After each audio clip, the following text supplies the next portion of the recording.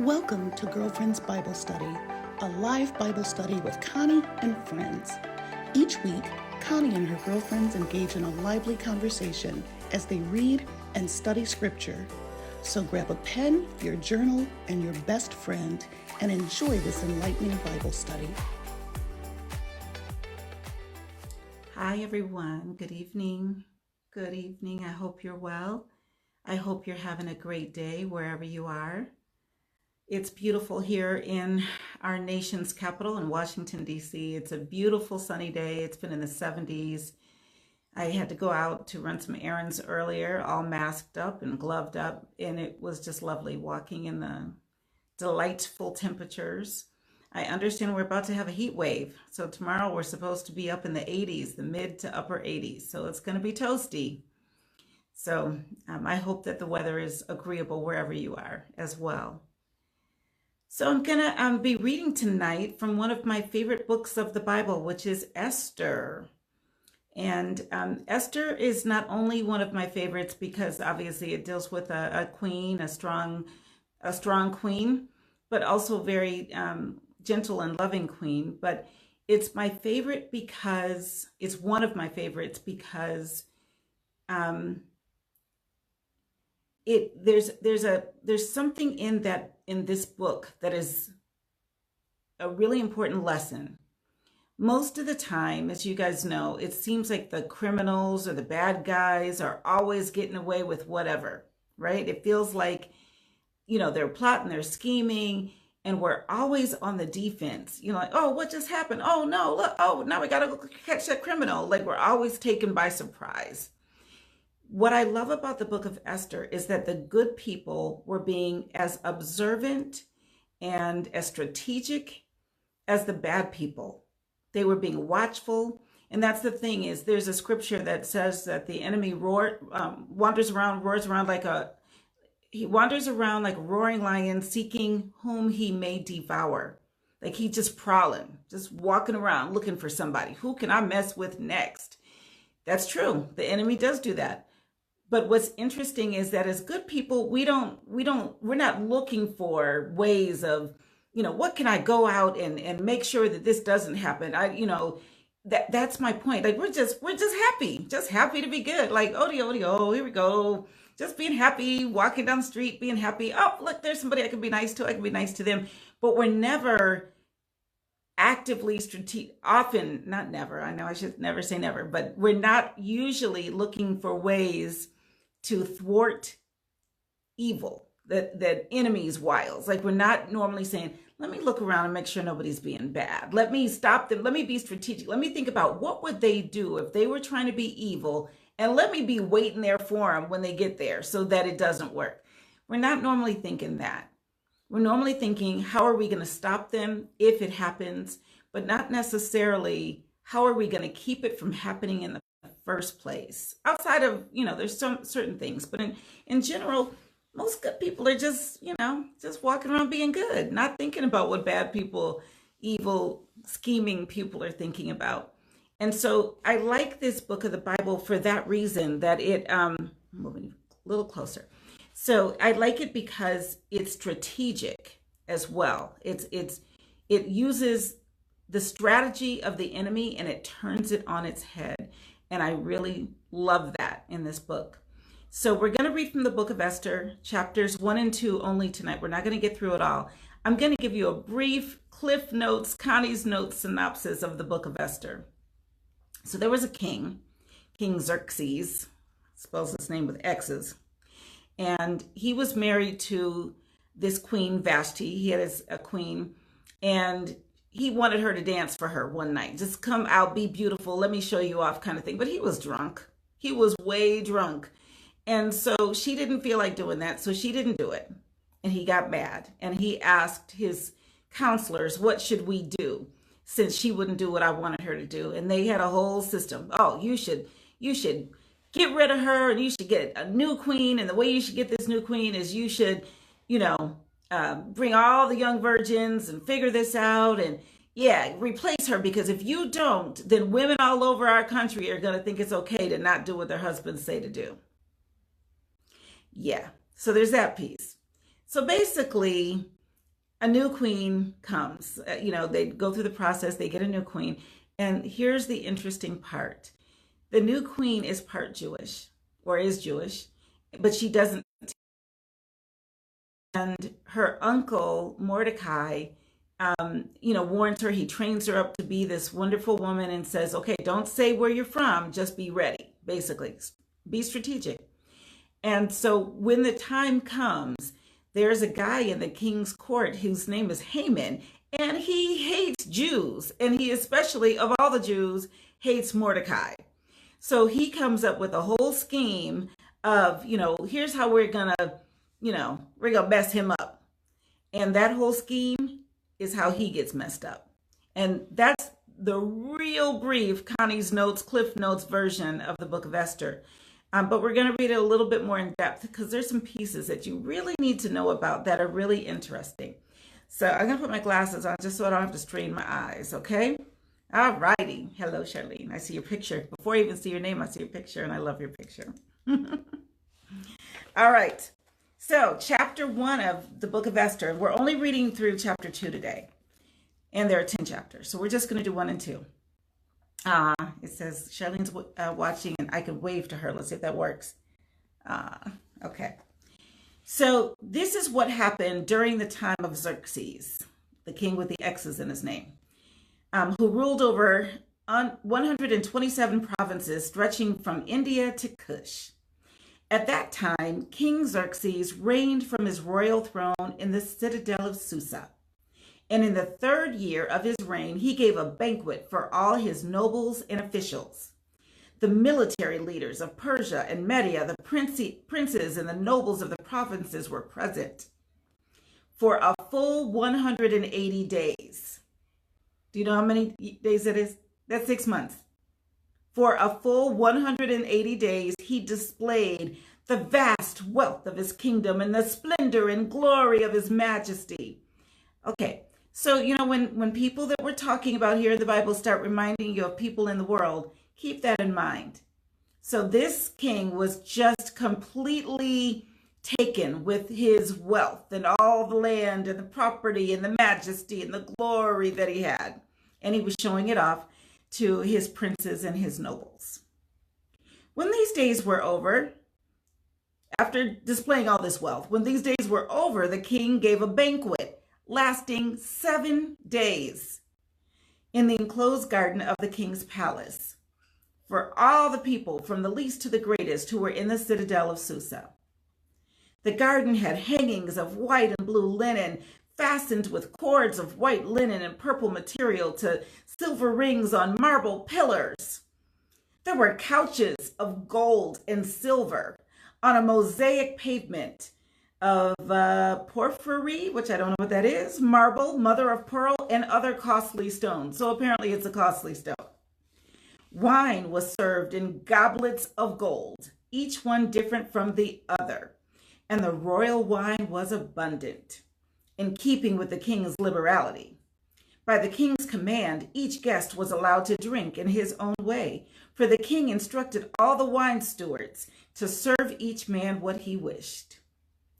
Queen Vashti also gave a banquet for the women in the royal palace of King Xerxes.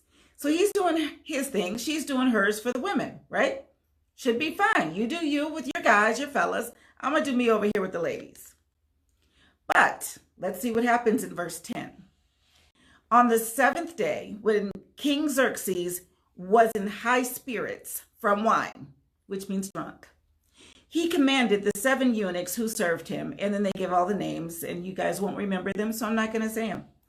He commanded the 7 eunuchs to bring before him Queen Vashti, wearing her royal crown, in order to display her beauty to the people and the nobles, for she was lovely to look at. But when the attendants delivered the king's command, Queen Vashti refused to come. Then the king became furious and burned with anger. Since it was customary for the king to consult experts in the matter of law and justice, he spoke with the wise men who understood the times and were closest to the king. And then they give their names and said that they had special access to the king and were highest in the kingdom. So imagine a world leader who surrounds himself with people who he considers his consultants, who are, loyal to him,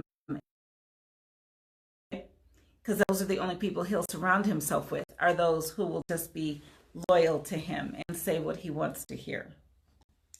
So he says, according to the law, what must be done to Queen Vashti, he asked. She has not obeyed the command of King Xerxes that they gave her.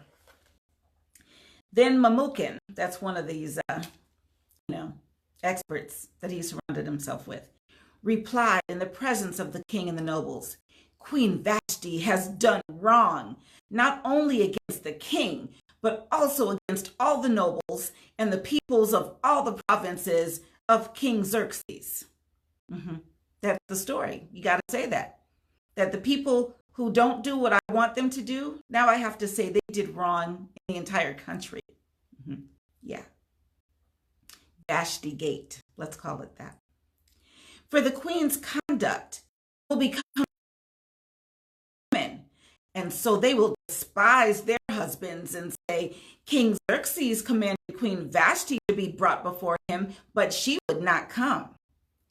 This very day, the Persian and Median women of the nobility who have heard about the queen's conduct will respond to all the king's nobles in the same way. There will be no end of disrespect and discord. So basically, if she doesn't dance to your tune, doesn't do exactly what you want her to do, you got to shut it down. It must be wrong, right? Therefore, Mamukin says, if it pleases the royal decree, like change the law so it suits you, and let it be written in the laws of Persia and Media, which cannot be repealed. Look at that. Put in a law that cannot be repealed, that Vashti is never again to enter the presence of King Xerxes. Also, let the king give her royal position to someone else who is better than him.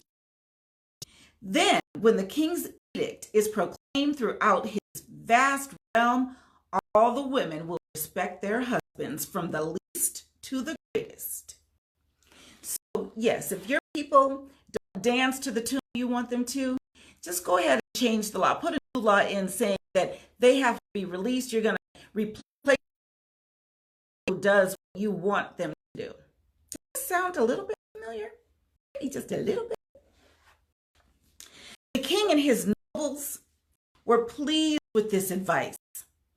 So the king did as Mamukin proposed.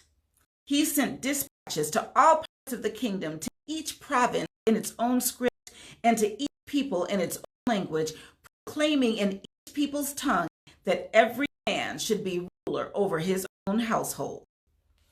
You rule your own household, said the king. Nobody has to tell you what to do. They don't get to tell you to wear a mask. You rule your own household. That's what the king decided.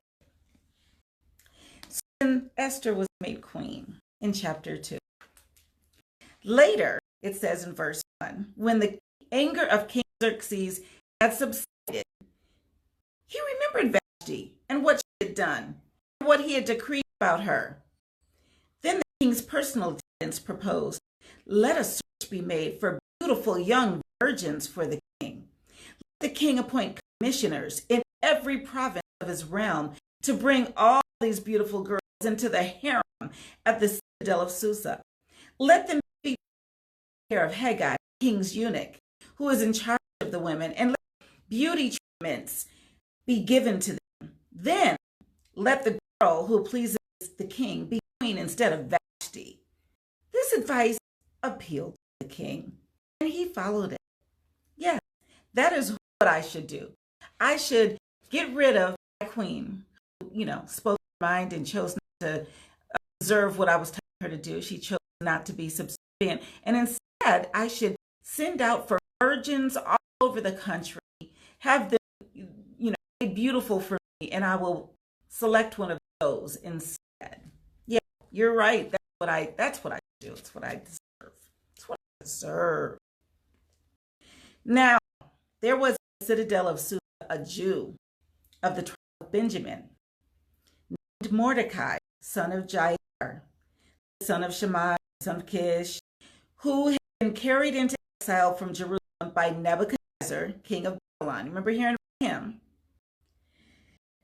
Among those taken captive with Jehoiakim, king of Judah, Mordecai had a cousin. Sometimes they refer to her as his niece, but he had a cousin named Hadassah, whom he brought up because she had neither father nor mother. This girl was also known as Esther, so Hadassah and Esther are the same. She was lovely in form and features, and Mordecai had taken her as his own daughter when her father and mother died. When the king's order and edict had been proclaimed, many girls were brought to the citadel of Susa and put under the care of Haggai. Esther was also taken to the king's palace and entrusted to Haggai, who had charge of the harem. The girl pleased him and won his favor. Immediately, he provided her with the beauty treatments and special food. He assigned to her 7 maids selected from the king's palace and moved her maids into the best place in the harem. All right. Esther had not revealed her nationality and family background because Mordecai had forbidden her to do so. Every day, Mordecai walked back and forth near the courtyard of the harem to find out how Esther was, what was happening to her.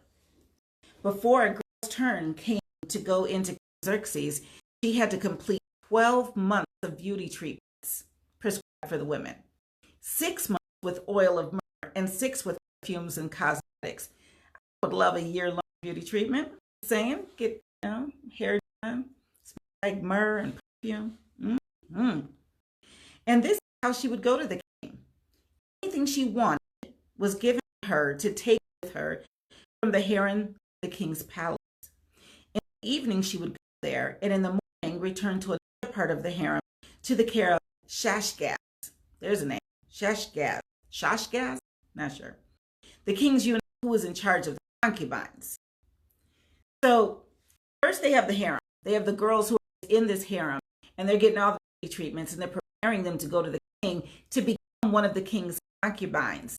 Not his wife, not his queen, but just one of his gals, one of his women, one of his women he slept with when he wanted to do that. So first you go in the harem, you're just beautiful and becoming more beautiful for a year. After that year, you go in, do a little thing for the king, and he makes you a concubine. Oh, joy. I can hardly wait to just become a concubine. No, thank you.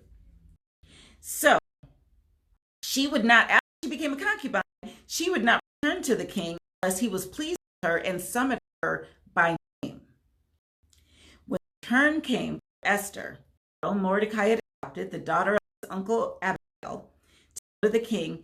She asked for nothing other than what Haggai, the king's eunuch, who was in charge of the harem, suggested. He's like, I don't need anything. Or he doesn't. No, I go through the beauty treatments. I did the thing. But no, I'm not getting in his favorite, whipped sex toys. Here I am. You like me or you don't. She took nothing with her.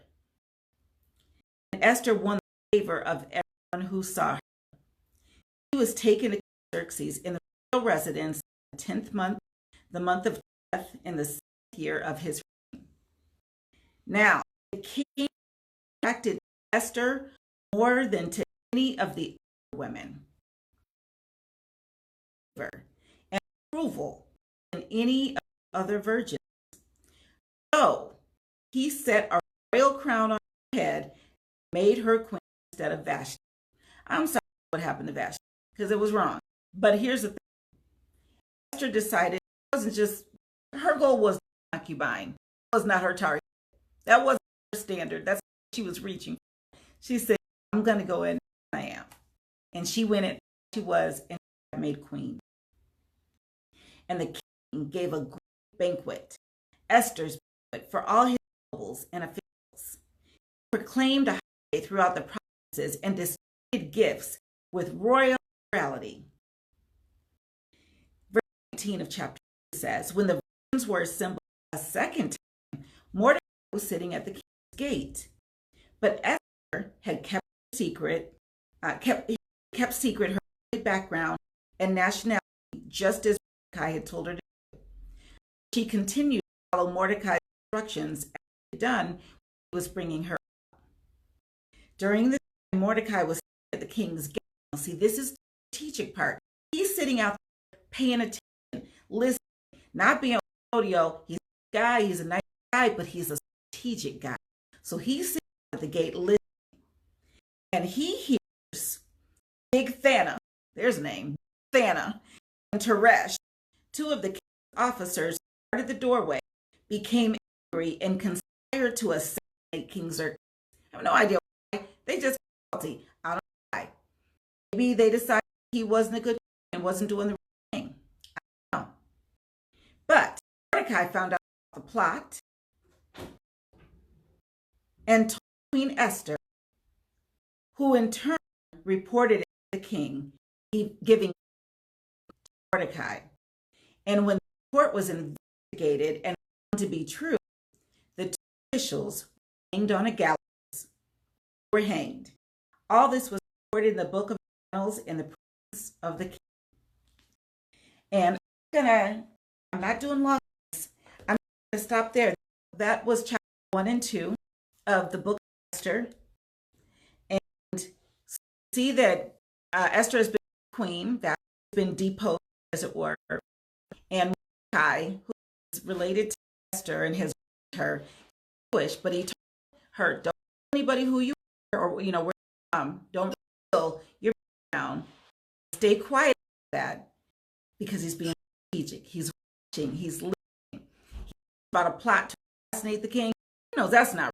So he told that Esther, try to get the credit for himself. He said, Esther, let me tell you, and you let the king know. And he did. And they found out that was true, and what they had planned for the king on how to assassinate him, how they were going to kill him, turned on them. Important message, and this is the message I talk about as I continue reading Esther. So she's in this place, she sacrificed, she didn't go there looking to be divine. She was crowned queen. So there's that.